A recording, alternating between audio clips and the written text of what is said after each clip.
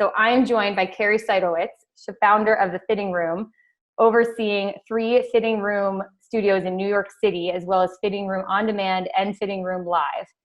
And so prior to opening her business, she was a marketing exec at Pepsi, and she also has her MBA from Harvard and her undergrad from Wharton. So she knows a thing or two about business. So hi, Kari. Thank you so much for joining us. Hi, thanks for having me. Let's just dive in. Kari, you've, again, have such experience launching and growing your, different locations. So as COVID hit, like what happened? What were the first steps that you took? And kind of what have been the impact that you've seen across Fhitting Room over the last, really, I'd say 6 weeks? Yep. So obviously it was a bit of a process. The early stages, when the first cases came to New York, the first thing we did was had a full team communication. We're a business where it's very rare that everybody's all in the same place at the same time. So we did a full team webinar, which was a first for us, so that everybody had the same information at the same time. On that first call, I asked for volunteers, ideally from all positions in the company, to form a smaller task force, coronavirus task force, which was also a first for the company, and ended up with, I believe, 12 people that represented every position in the company, from our maintenance team to our front desk to our fit pros, which are our trainers, as well as corporate. And then from there, we had nearly daily communications. Sometimes they were two-way. So it could be a call, a webinar, or a task force meeting. And other days it was one way, and it was just me sharing my thoughts and updates, new information that's come to light, and the company's, current thoughts. We did quite a bit of polling of our team to understand where everybody's heads were at and ensure that people still felt comfortable coming to work at the time our studios were open. And of course, tasked all of our team members that were in the studios to solicit feedback from clients as well. So step 1 was communication and transparency. Step 2 was essentially taking measures, and I believe we'll take much of the same measures on the way out that we took on the way in, which was starting to limit class sizes. We stopped sharing equipment in classes. We changed some of our programming so that people were not circulating around the room. And, we ensured that all of the equipment was wiped down in between each class. So that was sort of step 2. And then step 3 was anticipating the future, where that was the stage where we thought there was a good chance we would need to close the studios, and that at some point the measures we were taking would not be enough. And so my team and I very quickly made decisions in terms of what we would do if in fact we had to close the studios. We were very fortunate in the sense that we've done a lot of work over the past year in terms of the brand identity and our strengths and what really makes a fitting room class or a fitting room experience true to the brand. So we were able to make decisions very quickly in terms of how we could deliver an experience that clients would want to continue revenue generating operations even with our studios closed. So in the normal course of business, essentially 100% of our revenue, or near 100% of our revenue, does come from our classes in studio. So for me, it sort of wasn't an option to just close the operations down completely. I really wanted to find a way to pay as much of my team for the duration of whatever this shutdown could look like. So having a business model in our back pocket that we knew we can get up and running extremely quickly and easily without foregoing like a lot of lapsed time was a high priority. And so the last step was actually, I guess, the decision to close our operations and shift to our virtual business model. So we decided to close. It was a few days prior to, I guess, being required to close by the state. And it was really that sentiment internally on the team shifted very quickly. So there was a Friday where we were up and running and polled the team, and 90% of people felt comfortable coming to work and felt comfortable with the measures we were taking. And the very next day, by the time I went to bed on that Saturday evening, I sort of went to bed with the feeling that we probably only had like a day or two left before we would either have to or want to close our studio operations. I had taken class that day on Saturday afternoon, and just watching my team and the amount of cleaning, but even, you know, the amount of contact that they were having with all of the equipment and with all of the clients, and vice versa. And, you know, one client was concerned, another client blew their nose. And I mean, you could just tell everybody was sort of on edge, and, you know, that it was going to be increasingly complicated and not necessarily comfortable, you know, for anybody. And so that was a Saturday night. Sunday, I kind of woke up and still had that same feeling. So I kind of knew that that was the day we were probably going to make the call. So I set up a conference call with my task force, and actually had 2 emails from 2 of my founding trainers, both communicating a real concern about ongoing operations. They had both taught the day before, and their concern was really much more about our community and our clients and some of the, you know, special interest groups that we have that take class with us. So there was, you know, one of the trainers cited an example of, you know, somebody who came into class who was older. So our point of differentiation has always been personal attention and being able to scale and modify the workout for anybody, regardless of fitness level, age. We have a huge pre and postnatal population. We get people that run the gamut, you know, as far as age. We do kids classes. And so the trainer was saying that he was helping, you know, a gentleman in class who was a little bit older. And he got really nervous because he said, you know, I take public transportation to work. And, you know, what if I'm asymptomatic and I'm carrying the virus and I'm helping somebody who might be more vulnerable than me? So the tides really changed really fast for us. So that Sunday we made a decision as a team that we would close operations, and I made a commitment to the team that that did not mean we were shutting down Fitting Room, and that we were going to find a way to continue generating revenue and continue to keep as much of the team working as possible throughout. So by that Wednesday, we announced Fitting Room Live. It was a virtual spring. Thursday, we had classes up and running. So we went 3 days where we did not have classes in studio nor live. And in the meantime, we did have Fitting Room on demand. So even prior to shutting down, we had changed our 7-day complimentary trial period to a 30-day complimentary trial period. And we had reduced the monthly subscription thereafter from $19.99 to $9.99 to make Fitting Room on demand as accessible as possible to as many people as possible. Wow.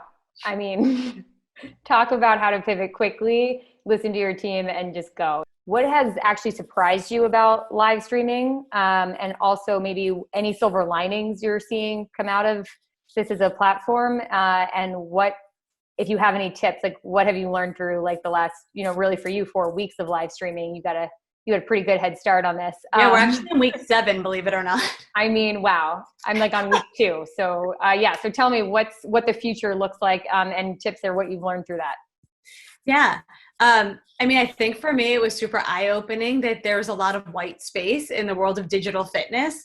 And so for us, we stuck really, really tightly to like literally translating the Fitting Room in studio experience to virtual. So we cap our classes in studio at 24 people. So we cap our virtual classes at 24 people. For us, form correction and cueing, and being able to sort of like modify workouts so that anybody can essentially successfully participate, that's like a huge part of the Fitting Room DNA. And so we've been able to translate that online. So if we were doing a one-way, technology platform, or opening up classes to an unlimited number of people or hundreds, et cetera, we wouldn't be able to deliver our brand promise. So for us, I think that it was just really awesome to see the traction of our community, but also reaching first timers and delivering like sort of like a true classroom kind of experience digitally, not in terms of obviously like the production setting and we're not recording in studio. Trainers are at home and in their living rooms and bedrooms and kitchens and like wherever they have space essentially to move, but translating the concept of like an actual class, right? Like with a limited number of people. So that was awesome. Some things that we discovered along the way and discovered very quickly was in our studios, because we have 2 trainers and 24 people, it's really easy to scale and modify any program for anybody who walks through the door. So you could be like coming out of an injury or a surgery or prenatal or postnatal or whatever it may be, having limitations. And we can on the fly give you alternative movements to do, scale things up, regress things down so that everybody and anybody has a great workout that's appropriate for their personal situation. And when you're virtual with, one trainer, it's a little bit harder to do. So we started to carve out niches for like our special populations with separate classes. So in studio, we don't have a separate pre-postnatal class or a separate class for what we're calling Forever Fit for age 65 plus, but on digital, we are. So we have pre-postnatal, we have Forever Fit, we have Fit Kids, both in studio and virtual. We're just announcing today a Family Fix, which will be one of our trainers with his 2 sons teaching a class for parents and kids to take together, which is not something we do in studio. We're doing 2 classes for healthcare heroes, we call them. So they submit proof of ID of any sort of professional job in the healthcare industry. And we have free classes for them and also video on demand, complimentary for those who can't make the classes work for them. So it's been really awesome to kind of flex our creative muscles a little bit. And, we're doing things a little bit different virtually. So we have a lot of parallels to the studio business. So Fixed is our advanced class and Just Strength is our non-aerobic class focused on strength training and muscular endurance. All of those we directly translated to virtual, but we also separated kettlebell from dumbbell, from body weight to advanced body weight.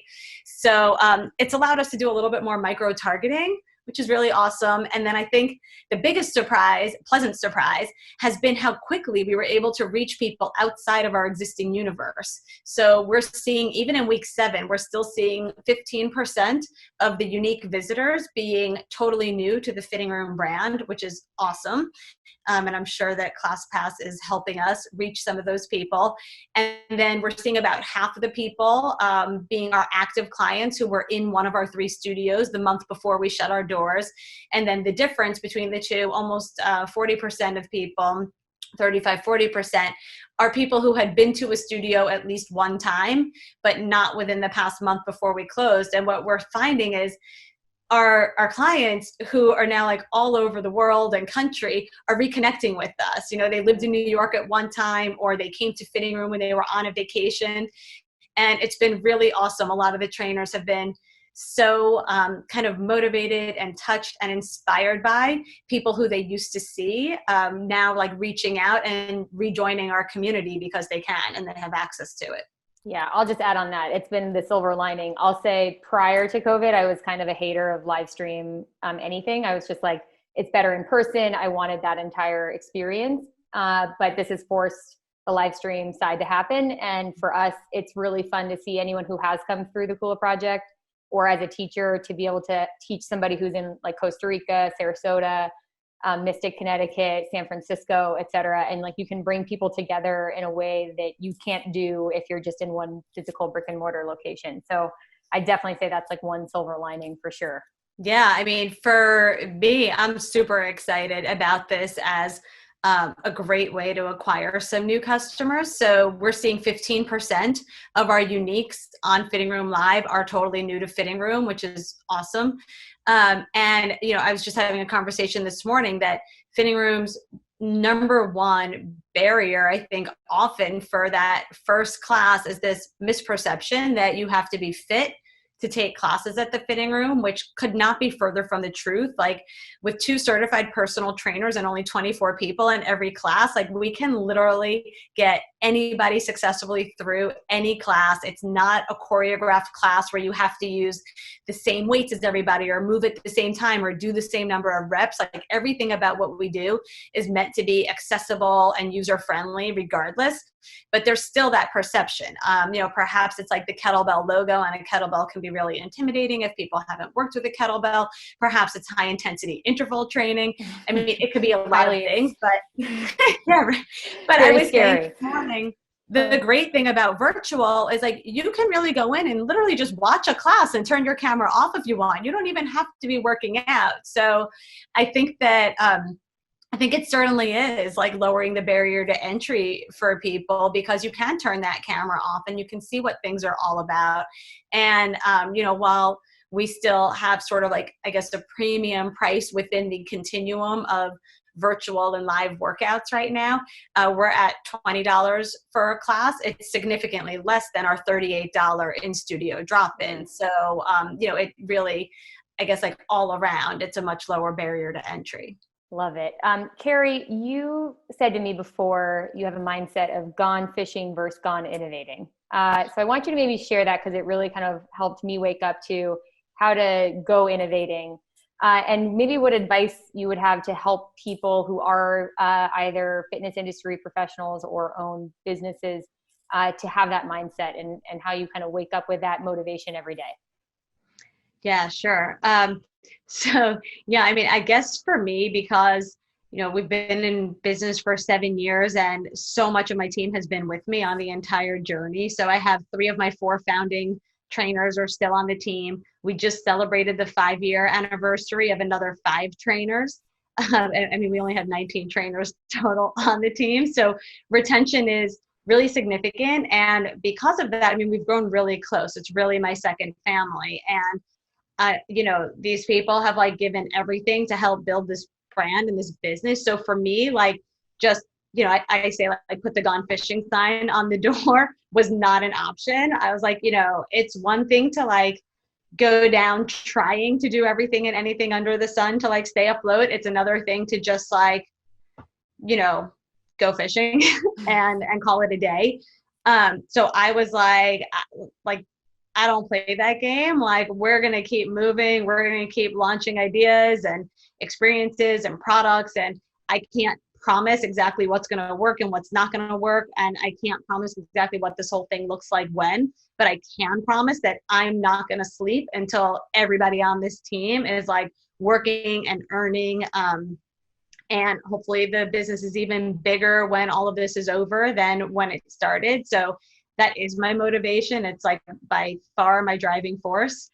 And so, even in just like talking to other friends in other industries, I just, just encourage any business owner to think about what their strengths truly are. My team was fortunate because we've been thinking a lot about our growth strategy, and we already were thinking a lot about sort of like what really is the essence of Fhitting Room and what makes us special and what our core competencies are and how to scale the brand in more like asset light ways. So, my thinking wasn't, completely, 100% only on like this 4-wall studio business. When all this started to happen, I already had kind of taken off the blinders.